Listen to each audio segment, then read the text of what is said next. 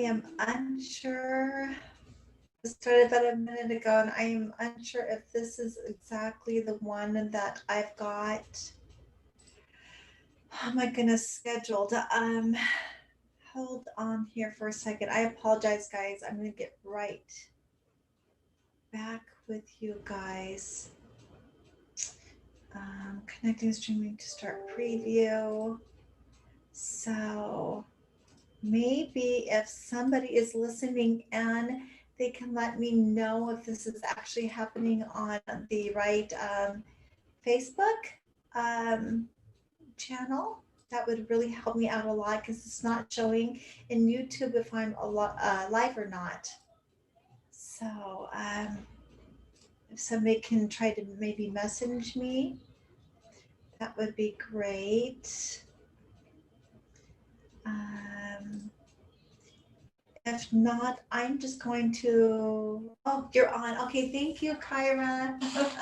I just wanted to make sure everybody was able to connect in. Beautiful, thank you. Well, you guys, happy Venus Friday. It's been quite the week since the full moon in Aries. And I tell you what, it's affected a lot of people. They're kind of on the tired side and they're a little bit, oh, I need to kind of turn off a little bit of stuff here. Hold on. Okay, close my window. All right. So, but anyways, this last full moon is really up a lot of things that people need to change in their life. And remember, we started a whole bunch of things back in March 2020. Now I'm going to get to Venus here in just a few seconds, but in a way, this full moon has everything to do with Venus and what's happening today with our energies and what we're doing. But the full moon was in a particular nakshatra of Bharani, which is ruled by Venus, and the deity is Yama, and this is known as the god of death, if you will. But remember, the full moon is really this full moon is in particular is about us making that changes and that transformation of maybe having to end certain things that we've been doing in our life. Um, that is maybe a waste of time, or maybe it's not productive, and maybe we just need to switch things up to be more productive and bring our businesses or ourselves to a higher level of success, and maybe even a higher quality. But this really is about focusing on what we are doing or what we are not doing, and that's really the theme here. I tell you what, it's knocked me off the social grid for about a week. I was exhausted. I know that my family has been going through a few things, emotionally, as well as being just physically tired. And I feel like I'm finally starting to really come out of it. People want to call it a burnout, if you will, but it really made me personally aware um, of the changes that I need to make in my life so I don't ever get to a burnout stage. So it always delivers really important lessons if we really look at it in the eyes of self-awareness. But Venus, Venus is in the sign of Virgo still. And I know Venus intimately in Virgo, and she can be very, very nitpicky, but she wants things to be of high quality. She wants what we're doing, what we're manifesting, to be really, really. It just something that's really high valued, aligned with our values, and that are just high quality that people are really going to enjoy to the fullest. you know, Venus doesn't necessarily like shabby, especially when she's debilitated. She wants the finest things. She wants that beautiful body. She wants to be made up. She wants to be that model. She wants to be that, really beautiful singer. And I know that people are like, well, but she's debilitated. Yeah, but a lot of our debilitated planets will give these type of results. And you've got to remember, when we're talking about debilitated in astrology, we're talking about anything that may take you away from spirituality, right? So, and what will take us away from spirituality is wanting the gold, wanting the earthly things, wanting sex, a lot of it, drinking, and the finer things, especially if we don't do it in balance. And so that's kind of what happens with Venus when she's debilitated. Now, I have to tell you, I've seen some very beautiful Venuses in charts, and these are people that like will run secondhand stores that can make something functional out of junk. They're the garage sellers that can like, oh, we can make this and create this out of this piece of junk, right? And that's an exalted Venus. It's absolutely just amazing. So yeah, just really take a look at a Venus where she is in your chart and where she is currently transiting in your chart, and see where those energies are really playing out in your life. So, is it your first house? Is it your second house? Second house really has to do with our values and our money, right? And the way our money flows. So maybe maybe you're going to be rebudgeting and really figure out how you can bring more income in for yourself. So, third house, this is really about communication, but it's also a house of confrontation too. So, and fighting. And so, maybe Venus is gearing up to really want to, have maybe some arguments. She is debilitated. So she's going to want to kind of maybe show out her opponent, or, really try to win in some type of debate or argument, and what have you. Or maybe you're having some problems with your neighbors, in regards to the way that their property is, or maybe property values. Well, anyways, something in regards to maybe short-term traveling, your neighbors, communication. If she's transiting your fourth house, this is really about inner work, but it's also about beautifying your home. So maybe you're reorganizing your home. Uh, the Venus, Virgo is all about structure, and yes, it's communication, and yes, it has to do with service, but it's also about our daily habits, and really perfecting our skills, and very kind of a structured type of feeling to Virgo. So, so Venus may be revamping a little bit of your home and the way that it's ran, even.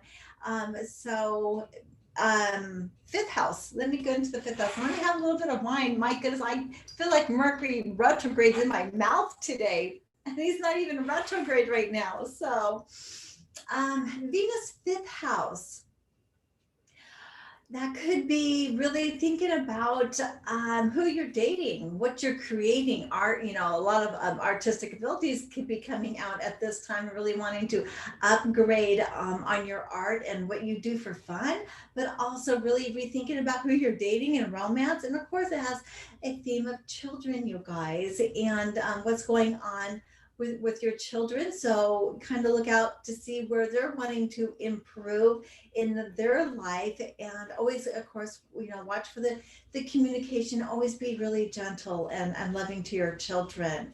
Sixth house, this really has to do with our daily habits, you guys. So Venus is really, if she's transiting your sixth house, is wanting us to or wanting you to really be focused on what you're doing every single day. And I have to tell you that one of the biggest secrets about the sixth house, really, oh, I forgot to put my microphone up on my mouth, so I hope you guys can hear me. But something magnificent or a secret about the sixth house, and why it's the natural house of Virgo. Whatever we manifest in our life has to do what our daily habits are, what we're doing every single day. So really look at where Virgo is at in your chart. Really look at where Mercury is in your chart and see what's going on with your sixth house. Because the people who really manifest beautiful things in their life really has structured their whole life, every single day, their daily habits to succeed. So everything's so like a bodybuilder. This is a very sixth house type of thing because a bodybuilder will structure their daily habits to maintain what he needs to or she needs to maintain that body health wise, right? Not just like going to the gym every single day, but what they're putting in their body every single day. What are they doing to really to be able to manifest what their dreams are? And that's our daily habits every day. Seventh house of Venus is transiting there, you guys. A lot of maybe things are coming up in your marriage. Maybe not so easy. Maybe you guys are looking at maybe having to change a few things here and there in your guys' marriage to upgrade it. I'm hoping that people are not leaving each other unless it's absolutely necessary, of course.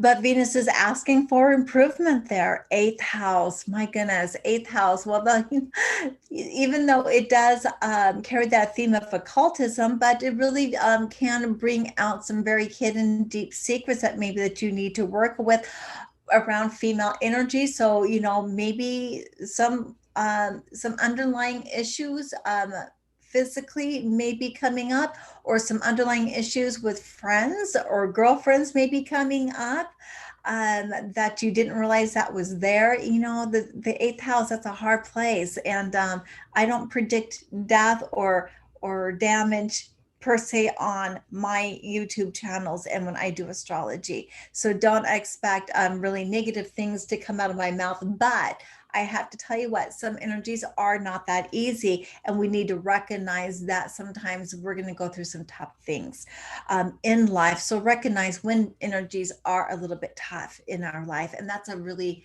hard one for Venus to be in the eighth house. So I'll let you know right now.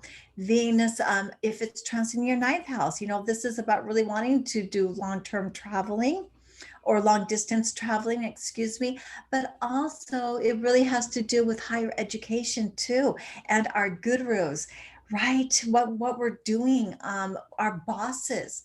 Ninth house is usually where our bosses are at. So it'll have some theme around professors and our bosses at work. So maybe there needs to be some improvement there. Maybe there's going to be some new responsibilities that they're going to lay at your feet. Maybe, this is a time where you're going to be switching up coursework or higher education, if you will, getting into new courses.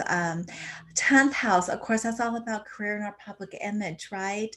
So, and of course, really does carry on with the seventh house of our partners. But however, the 10th house, maybe you are really going to gain a lot from your work.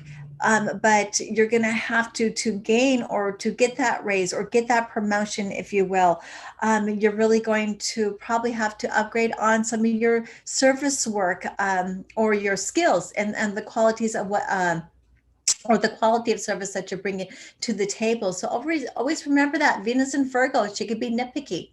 She wants good. She wants high quality. She wants beautiful. So it's always going to carry that theme going on. 11th house, that's our communities. This is our elder siblings. This has to do with, of course, our assets, gains from our assets, excuse me, not our money and cash flow that comes from necessarily from our business. But this is really that 11th house is all about, when you've been in your career for a long time, what did you gain from it, right? What is that asset that you're really getting from your career? So it has a lot of that themes in it too. So there may be some things that you need to manage better as far as communities and groups of people, your social circle, and even your assets, and maybe rethinking your career. Did it really give you what you want? So Venus is kind of asking you to look at that at this time. And then, of course, the 12th house. 12th house is about some isolation. There is some lost connotations there also. 12th house also, though, is about our dreams and how we're sleeping at night. So there may be, some disturbances in sleep. Maybe you're not getting as good as quality sleep as you would like. So you're having to maybe get a new mattress, if you will. Maybe your dreams are um, a little bit more I don't know, on the overload, if you will. I know I've had a couple of people tell me that they're dreaming so much more than what they used to dream um, during this period of time. And some of them, it's not that they're negative dreams, but they just don't seem to be resting as well as they otherwise would be. Also, there could be some type of loss that we're going to have to recover from with Venus transiting in the 12th house. There is a connotation of maybe some secret enemies that are females that will be coming out in your workplace. Could be, always look at your chart, right? Be self-aware, know your chart, know the energies and what the probabilities or possibilities can come your way. So, and I know I had somebody who wanted to talk a little bit about the elections today, which is, I mean, yeah, it's a Venus theme going on. We got Mercury and Sun in the sign of Libra, and we got, a lot of other planets that are really at play with the elections in the US. And people are distraught that their party didn't win, and then other people are boasting because their party won. And I tell you what, you guys, there just seems to be such a huge divide that we really lose that human connection with each other, and to remember that we're all really people. But I will cover a little bit more on the elections, but I'm going to do that tomorrow on my Saturday transits. I know it's a hot topic, and I just want to cover it and hopefully give you guys a new perspective on what's happening within those elections, and where it possibly could go. And I normally don't do this, but for you guys, and at this time I will, because I know there's a lot of people who are really, really disappointed, but I'm going to hold to what I was said before. Wait until inauguration. I think there's going to be some dramatic changes that are going to happen. You know what? Today, a Friday, Venus rules Friday, and it's all about relaxing, you guys, and nails up, having some wine. mm. I just want you guys to know it's going to be okay. We can get really wrapped up in drama, and all I ask is bring it back to yourself, your attention back to yourself, not so much of what's going on with the elections. You're still going to wake up tomorrow morning in your bed. You're still going to have to eat. You're still going to have to take care of yourself. The rug has not been pulled out from underneath your feet. You're still in your home. You are still where you were at 1 week ago. And I'm hoping that puts into perspective of what's going on, that people get so focused and put their whole attention, life, and energy on what's going on with something that they have absolutely no control over, that they lose perspective of their own life. And that's kind of the feel that I'm getting with everybody, around this election. It's going to be okay. One way or the other, it will be okay. And I know I had somebody message me and ask me, Samantha, what's going on in your country? It's so corrupt. And the only thing that I was able to come back to this person was, well, but every country is corrupt. You have corruption everywhere. What is your point? We've been dealing with corruptions our whole life. Why all of a sudden it's going to stop? And, really, is one party better than the other party? Are we sure about that? Do we really, really, really know everything, every detail, and know the truth? Is the news really, really telling us the whole truth, or are they biased? I don't think we all really know the truth. None of us are behind the doors. We're only trying to regurgitate the information that we're seeing. And if you think that the politicians don't know what they're saying out in the public to mislead us, and I'm talking any and all politicians, they know exactly what they're saying.